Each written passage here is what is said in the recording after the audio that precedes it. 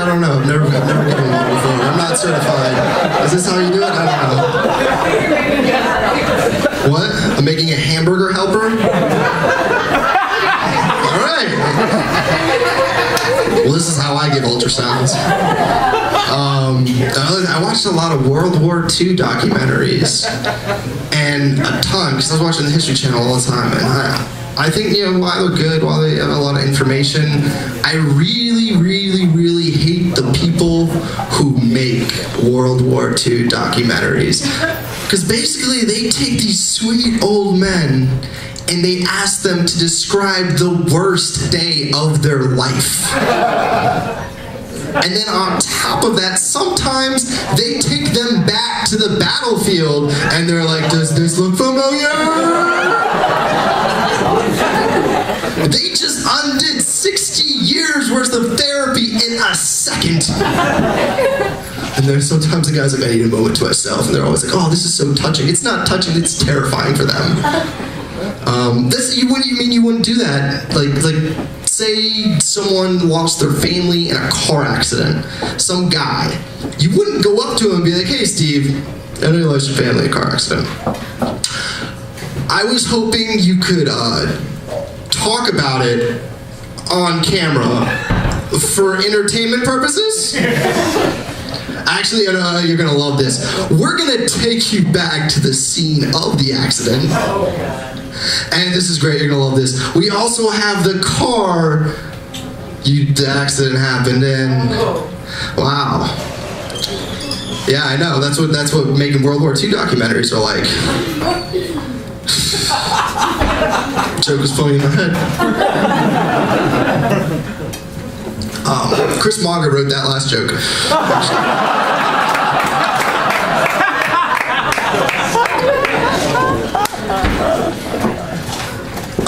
But yeah, after my downer period, actually, hold on. While I was watching TV the other day, Hardee's had like a commercial saying like, all our biscuits are handmade by our employees. Like, as like, that's a good thing. I've been to Hardee's and I've seen the people that work at Hardee's, and I do not want to eat handmade biscuits made by them. That happened earlier, so that. But yeah.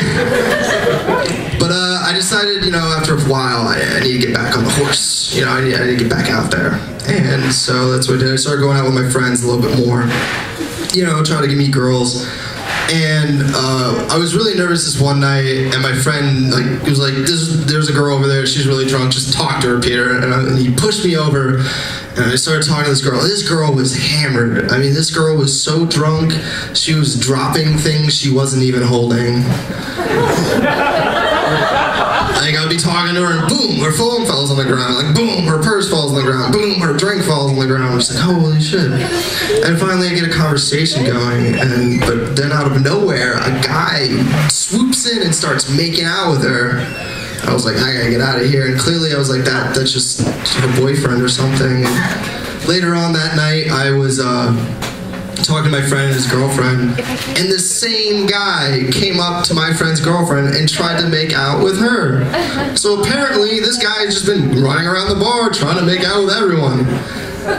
So that means the girl I was talking to was willing to make out with anybody in the bar except for me. Oh, that was my first experience hitting on a girl after I broke up with my girlfriend.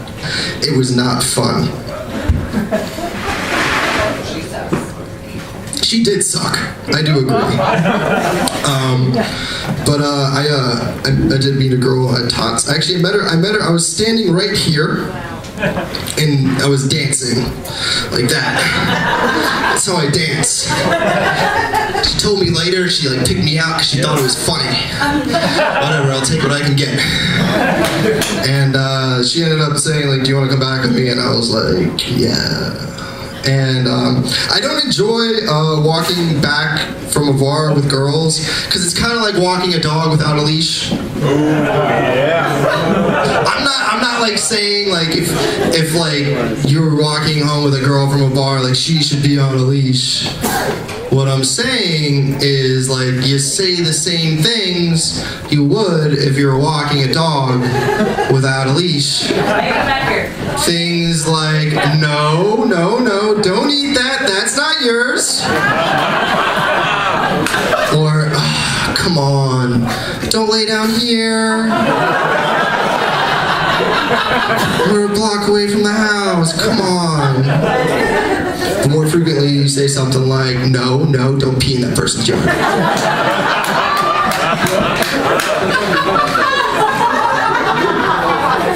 Yeah, so, I got with her, we touched each other where we pee, it was fun.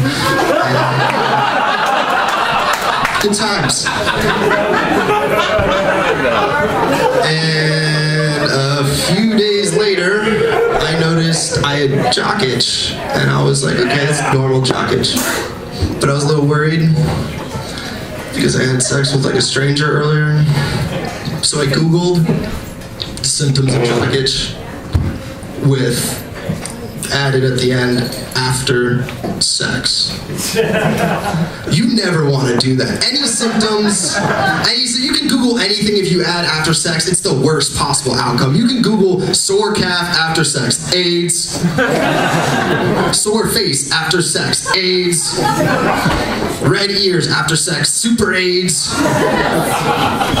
So I was worried, I was super worried, and I ended up going to the doctor.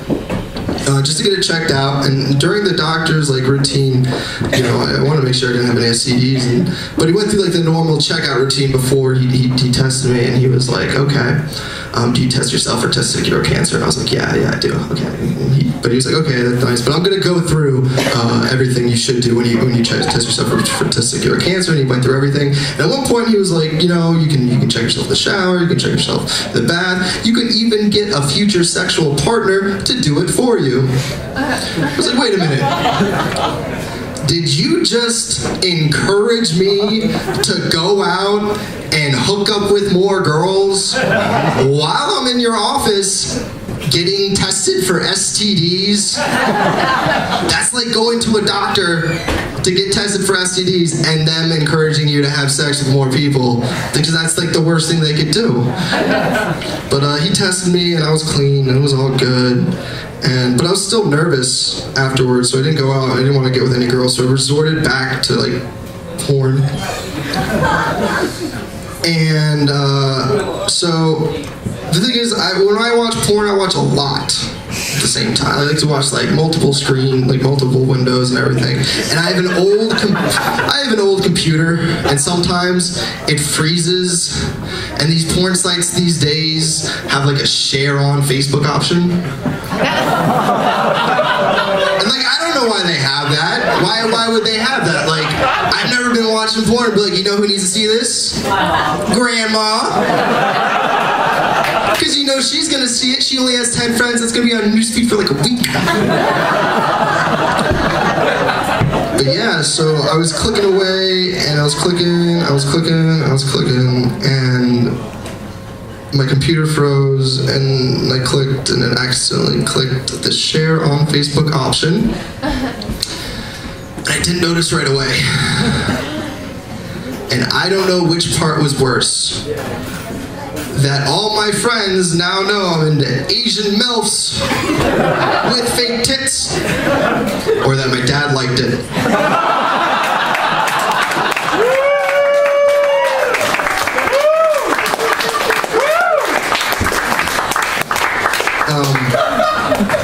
I'm just gonna finish with one thing.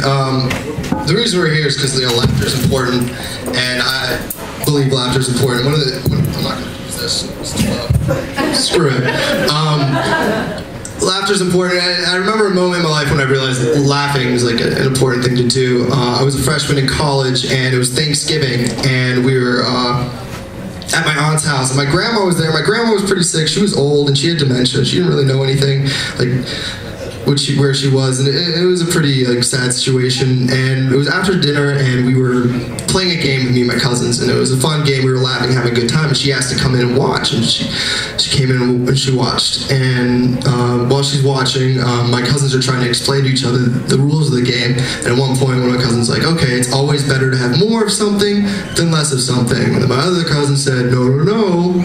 Would you rather have 10 bags of diarrhea or 0 bags of diarrhea?" And before my cousin could get out the second bag of diarrhea, my grandma started dying laughing. And everyone came in the room, everyone was like, "Oh, grandma's laughing. This is crazy," because she hadn't laughed in so long. And it was a good moment, because like you realize, like, no matter what the situation is, no matter how much you forget, you can always laugh. And also, no matter how old you get, diarrhea jokes, still funny.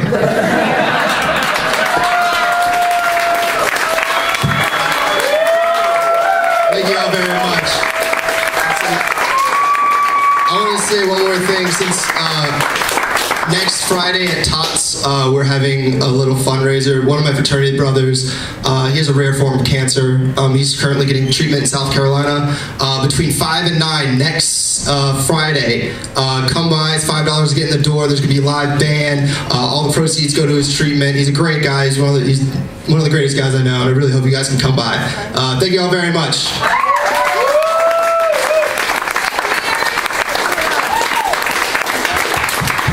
Please give a big round of applause for Peter